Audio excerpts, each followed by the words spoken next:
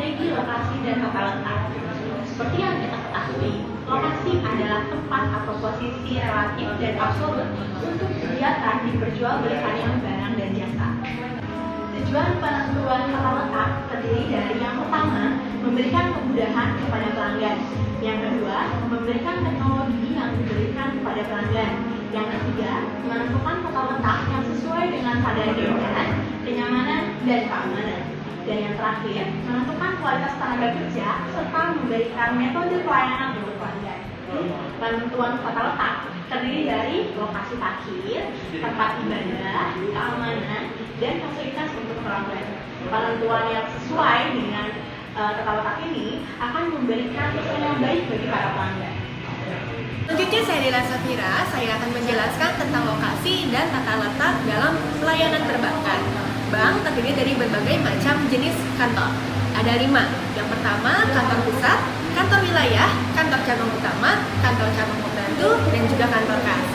Yang pertama, kantor pusat. Kantor pusat ini, semua kegiatan seperti perencanaan, perorganisasian, dan juga pengawasan berada di kantor ini. Hanya melayani cabang-cabang saja dan tidak melakukan kegiatan operasional.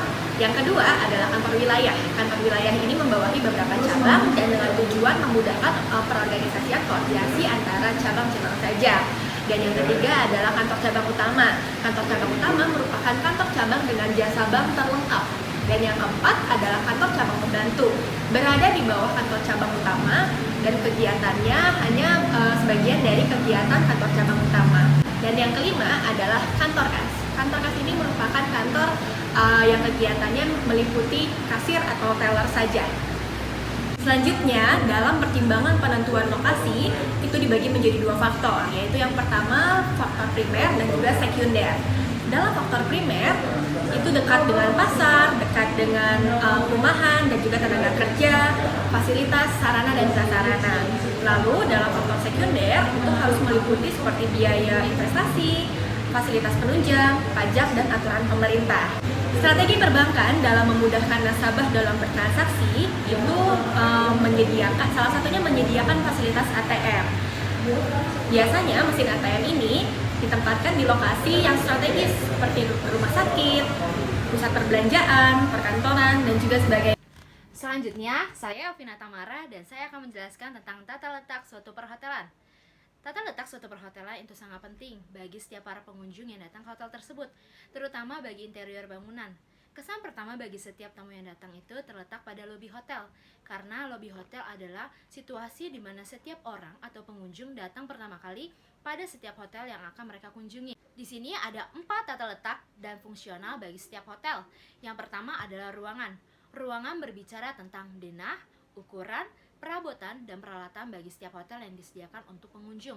Dan ini juga berbicara tentang ruangan yang privasi atau ruangan tidak privasi yang disediakan hotel tersebut.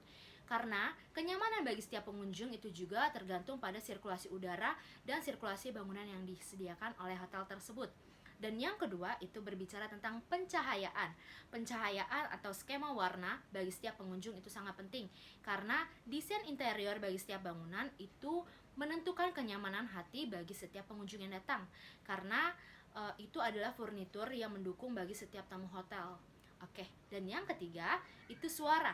Suara seperti kebisingan atau suara musik yang terlalu kencang di luar hotel atau di luar kamar itu sangat mempengaruhi bagi setiap pengunjung yang datang, karena itu adalah bukti bahwa setiap hotel itu memiliki kedap suara atau tidak bagi setiap hotel.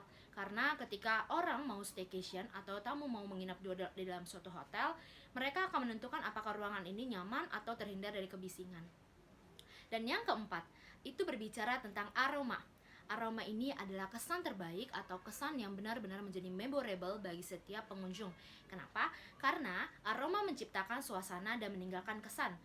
Dan ini adalah kesan terbaik bagi setiap pengunjung. Ketika ruangan tersebut wangi, nyaman, harum, itu akan meninggalkan kesan terbaik. Tetapi ketika ruangan itu bau dan kotor, itu akan meninggalkan kesan terburuk bagi setiap pengunjung saat mereka check out.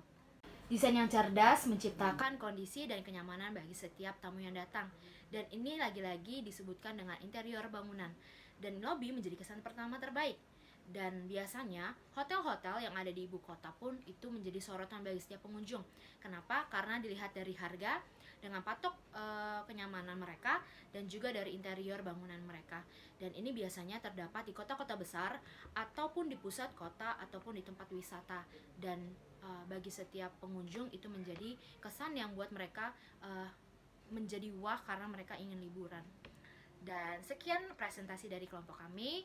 Mohon maaf jika ada kekurangannya. Terima kasih. Salam sehat buat kita semua.